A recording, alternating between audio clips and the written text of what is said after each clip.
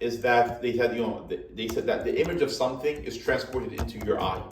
So if I'm seeing you right now, Yeah. the Greeks said that your image comes into my eye and that's how I see you. That's one theory they had. Another theory that they had was that light comes from the eyes. So I was like, I'm shooting light from my eyes, that's how I can see you.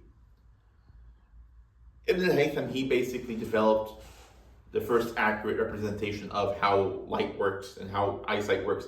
He said, no, what you see in your eyes is a reflection of what you see outside. Right? And he was able to prove that using different techniques.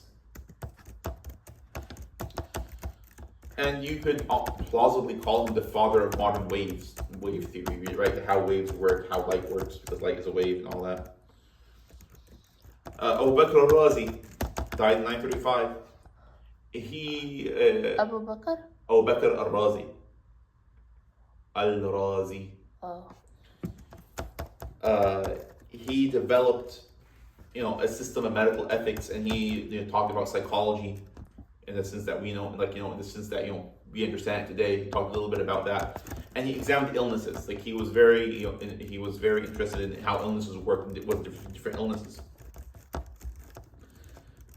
And so he had this process, and so basically, a lot of developments that Europe came up with in the Renaissance and late Renaissance, a lot of it stems from them taking this knowledge from the Muslims themselves, because it slowly and gradually made its way toward them, and they picked it up. Now, here's to end on this note. I will briefly talk about precursorism. Precursorism is the idea that, oh no, we did it first. Like Muslims did it first, and everything depends on Muslims. Like for example, there was this man, I forgot his name, but there was this man in Al-Andalus.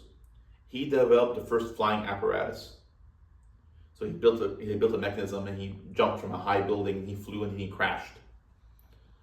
And precursors to say, well, the Wright brothers, right, in 1905, something like that, they are indebted to this guy who invented those because he developed the first flying device.